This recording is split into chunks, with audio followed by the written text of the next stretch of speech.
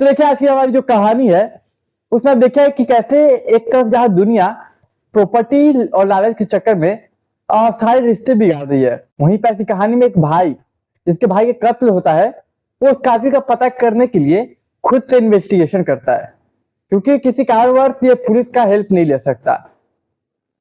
तो क्यों नहीं ले सकता हेल्प, ये भी एक अलग बात है, वो भी आप कहानी में जानिए। तो कहानी को शुरू करता हूँ, तब तक आप चैनल को सब्सक्राइब कर लीजिए। तो देखिए ये कहानी राजस्थान के छत्तीसगढ़ के अनूपगढ़ की है। यहाँ पे एक परिवार रहता था। इस परिवार में ये कहानी जिसकी है, उस कहानी का मेन जो किरदार है वो है नरेश। दूसरा उसकी पत्नी और तीसरा नरेश का भाई जिसका नाम राजकुमार और उसके माँ बाप। तो नरेश और उसकी पत्नी और उसका भाई और उसके माँ बाप एक घर में एक साथ रहा करते थे। लेकिन देखिए जब नरेश की शादी हो गई, रिलेशन अच्छे चल रहे थे, तो पैसा कमाने के लिए वो लोग दूसरा जगह जाते हैं। नरेश और उसकी वाइफ, नरेश डिसाइड करता है कि मैं परिवार से थोड़ा दूर हो जाऊं ताकि पैसा कमा पाऊं, अच्छा परिवार को अच्छा लाइफ दे पाऊं। तो वो लोग चले जाते हैं छत्तीसगढ़ के 465 आरडी जगह पे। ये एक जगह है वहां पे छत्तीसगढ़ में। तो वहां पे जाते हैं नरेश और उसकी पत्नी, वो लोग रहते हैं एक साथ। और वहां पे जाने के बाद वो काम पकड़ लेता है, और ये जो उसकी पत्नी है नरेश की, वो एक हाउसवाइफ होती है। तो अपने घर में घर का जो भी काम होता है वो देखती है।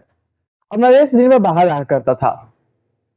देखिए सब कुछ इनका घर अच्छा चला था, कुछ साल ये लोग रहे, बहुत अच्छे से चला।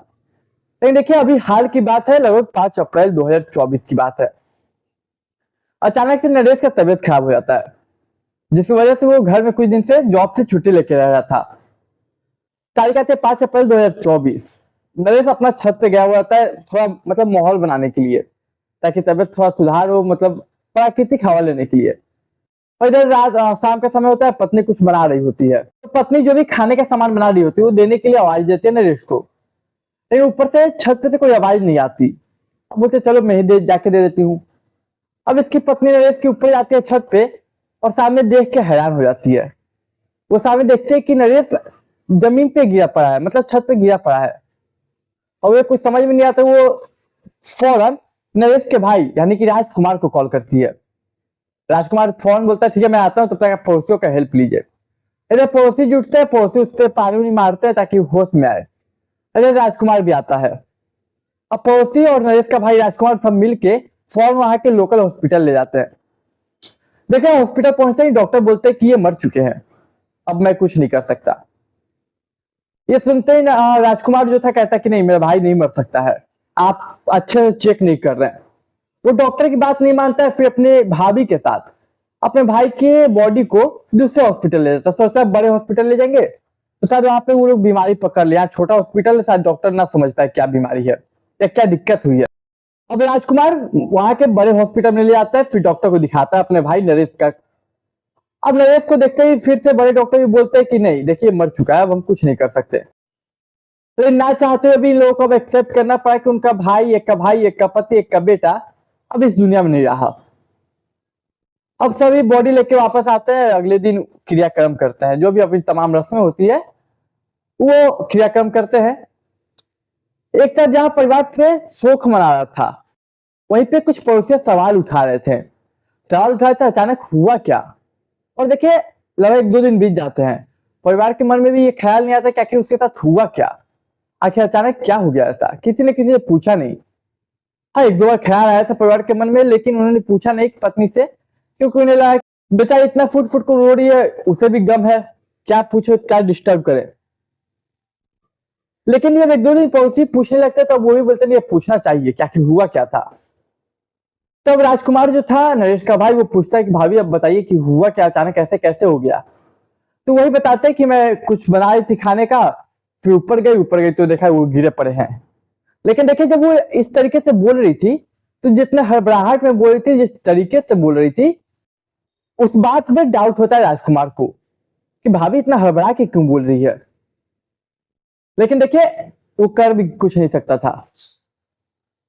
अब समय गुजरता है, 1-2 दिन और गुजर जाते हैं, लेकिन नरेश को ये बात पछता नहीं है कि आखिर एक बीमारी, छोटा सा बीमारी जो नॉर्मल होता है, उसकी वजह से कोई मर कैसे सकता है। लेकिन अब बात यह कि मैं पुलिस में कंप्लेन भी नहीं कर सकता, क्योंकि अगर मैं पुलिस में कंप्लेन करूंगा तो सबसे पहले यह सवाल उठा कि आपने बॉडी जलाया क्यों, क्योंकि बॉडी तो है नहीं कि पुलिस उसका पोस्टमार्टम करे, आखिर वो नेचुरल डेथ था या फिर किसी ने मारा, ये पता चले। तब राजकुमार सोचता है कि एक काम करता हूं, मैं खुद इस केस को इन्वेस्टिगेट करता हूं, मतलब मैं अपने भाई के कातिल का पता लगा करूंगा, क्योंकि मुझे लगता है कि ये कत्ल है ना कि कोई मौत। तब राजकुमार सोचता है चलो एक काम करते हैं, अपने भाभी के बारे में थोड़ा पता करते हैं। तो नरेश की वाइफ यानी कि अपनी भाभी के बारे में थोड़ा पता करना शुरू करता है। तो सबसे पहले वो जहाँ रहते थे, और नरेश उसकी वाइफ यानी कि नरेश उसका भाई और उसकी भाभी जहाँ रहते थे, वहां के आसपास के लोगों से वो पूछताछ करता है। तो एक बड़ा अजीब बात पता चलता है इसके भाभी के बारे में, वो ये कि इसके भाभी का जो चरित्र है, कैरेक्टर है, वो कुछ सही नहीं है। वहां के पड़ोसियों का कहना था कि उसके कई मर्दों के साथ संबंध थे। अब ये सुनते ही वो शौक हो जाता है कि ऐसा कैसे हो सकता है, मेरी भाभी तो इतनी अच्छी थी। तब वो सोचता है कि एक काम करता है, वो सब इतना बोले तो कुछ तो बात होगी, चलो देखता हूँ क्या बात है। फिर वो थोड़ा बहुत पता उता करता है इधर उधर से, तो पता चलता है कि भाभी का सच में कैरेक्टर सही नहीं है। इसके बाद एक दिन बहाना से वो भाभी का अपना फोन चेक करता है। उस फोन में काफी नंबर मिलते हैं, जिसमें से एक नंबर ऐसा भी होता है कि वो देखता है कि जब भाई मरे उसके बाद भी बात किया गया है। अब भाई मरे उसके तुरंत बाद बात किया गया, ये कौन सी बात है कि इतना इंपॉर्टेंट कॉल कौन सा था। अब इस पे डाउट होता है, तो उसी में से एक नंबर वो नोट करता है और फिर वापस वो घर चला जाता है। अब ये नंबर वो अपने मासी को देता है कि मासी लो तुम इस नंबर पे बात करो। तो अब मासी फोन उस नंबर पे कॉल करती है, उस शख्स से बात करते हैं जिसका नंबर उसके भाभी के मोबाइल में था। तो पूछती है सबसे पहले आप सामने से कि सामने से आप कौन है। तो वो शख्स था, वो बताता है मैं ओम नाम है मेरा, ओम प्रकाश आई थी। उसके बाद उनके बीच बात होती है। फिर इसका जो भाई था नरेश का, जो मैं उसका भाई यानी कि राजकुमार, वो अपने भाभी का मैं थोड़ा और पता करता है और थोड़ा डिटेल निकालता है। और फिर जो चीजें निकल के आती है सामने, वो वाकई में हैरान कर देती है। इसके बाद फौरन वो पुलिस स्टेशन पहुंचता है और अपनी भाभी के खिलाफ शिकायत दर्ज करवाता है। और शिकायत दर्ज करवाने समय वो एक कहानी बताता है। अब वो कहानी आप सुनिए, और वो कहानी सुनाऊं मैं, उससे पहले आप चैनल को सब्सक्राइब कर लीजिए।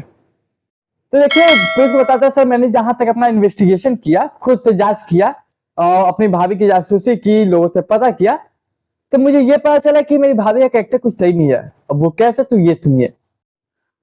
मेरा भाई और मेरी भाभी जब वहां से शिफ्ट हुए, मतलब पहले हम लोग जहाँ रहते थे साथ मिलके, वहां से जब ये लोग छत्तीसगढ़ शिफ्ट हुए, तो वहां पे भाई तो दिन भर मजदूरी करते थे, मतलब दिन भर काम करते थे, लेकिन भाभी को कहीं ना कहीं बोर फील होता था। तो वो बात उसने एक दिन मेरे भाई से कही कि देखिए जी, मैं दिन भर बोर हो जाती हूँ, अब दिन भर काम करता है, तो मुझे एक एंड्रॉइड फोन ला के दीजिए। तो पति भी सोचता है, नरेश भी सोचता है कि बात सही है, मैं तो दिन भर बाहर रहता हूँ, बीवी भी बोर होती है। अब वो एक एंड्रॉइड फोन खरीद के अपनी बीवी को दे देता है। अब ये बोलती है ये भी कि इंस्टाग्राम फेसबुक वगैरह चलाऊंगी मैं, तो उसे कोई आपत्ति नहीं होती। अब देखिए मोबाइल मिलने के बाद वो इंस्टाग्राम पे अकाउंट बनाते हैं, फेसबुक पे बनाते हैं, व्हाट्सएप बनाती है। तो यूं ही एक रोज फेसबुक स्क्रॉल करते करते उसकी मुलाकात एक लड़के से होती है, एक शख्स से होती है जिसका नाम होता है PP. PP Parvesh I think full name है। इससे उसकी दोस्ती होती है, फिर बातचीत स्टार्ट होती है।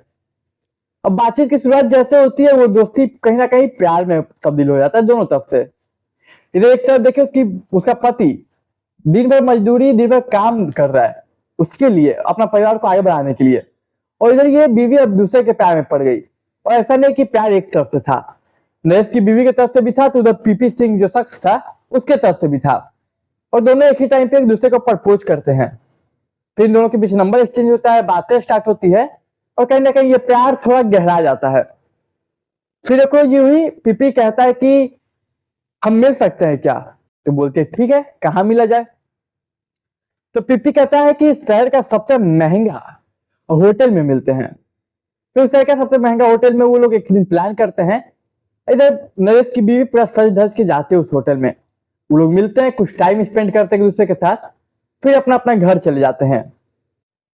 लेकिन फिर एक बार जब ये लोग मिल लेते हैं, तो फिर हर बार न जाने कई बार वो लोग एक दूसरे से यूं ही उसी होटल में हर बार मिलते, हर बार कुछ टाइम स्पेंड करते, फिर अपने अपना रास्ता वो लोग देख लेते हैं। इसी बीच एक रोज होता है क्या कि जब वो लोग मिलते हैं उसके बाद निकल जाते हैं अलग अलग, तो बारिश होने लगती है। अब बारिश होती है तो एक दुकान के पास जाके नरेश की बीवी रुक जाती है। वहां पे जिस दुकान में रुकते हैं उस दुकान का मालिक था ओम प्रकाश। ये ओम प्रकाश वही है जिसका मोबाइल का नंबर और राजकुमार के भाभी के मोबाइल में मिला था और राजकुमार ने अपनी मासी को नंबर दिया था बात करने के लिए। तो ओम से उसकी मुलाकात होती है, ओम उसे चाय ऑफर करता है और ये उसकी नरेश की बीवी चाय एक्सेप्ट करती, चाय का ऑफर, चाय पीती है। अब कहीं ना कहीं नरेश की बीवी को ओम भी भा जाता है और वो डबल डेट करती है। एक तो पति जो दिन भर काम धंधा कर रहा है उसके लिए, उसके भविष्य के लिए, अपने लिए, अपने भविष्य के लिए, वहीं पे उसकी बीवी, उसे तो पता है कि कब उसका पति आता है कब जाता है, तो जब पति जाता तो वो भी निकल जाती और जब पति आता उसके आने से कुछ देर पहले वो आ जाती और बाकी का जो टाइम था कभी पीपी के साथ तो कभी ओम के साथ गुजारती। और जब ये पता करता है राजकुमार अपने भाभी के बारे में तो कुछ और लोग के नाम भी सामने आते हैं जिससे उसकी भाभी मिला करती थी, बातें क्या करती थी और टाइम स्पेंड क्या करती थी। अब देखिए पुलिस ये सब कहानी पूरा सुन लेती है और ये जो कहानी है जो बताता है ओम, वो खुद बताता है उसके मौसी को कि मेरे साथ कैसे मिली, कैसे की। अब होता है क्या कि एक रोज इसके बारे में नरेश को पता चल जाता है कि वो दूसरे दूसरे मर्दों से मिलती है, दूसरे मर्दों के साथ टाइम स्पेंड करती है। अब ये विरोध जताता है और विरोध जताता है, पत्नी को ये बात पसंद नहीं। वो कहता है कि तुम ये सब रोक दो नहीं तो मैं मोबाइल छीन लूंगा। अब पत्नी को कहीं ना कहीं डर कि मेरी आजादी छीन जाएगी, मैं जो मिल रही हूँ, घूम रही हूँ, वो मुझसे सब दूर हो जाएगा। अब पत्नी सोचती है मैं करूँ तो करूँ क्या।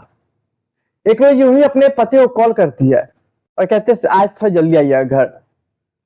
वो पति घर आता है जल्दी, वो छत पे जाती है, वो लोग बात करते हैं और फिर पत्नी अपने पति नरेश का कत्ल कर देती है और इस तरीके से मार के एक झूठा कहानी बनाती है कि कैसे मैं खाना बनाई थी, मैं छत पे गई और फिर मैंने देखा वो फर्श पे गिरे पड़े हैं।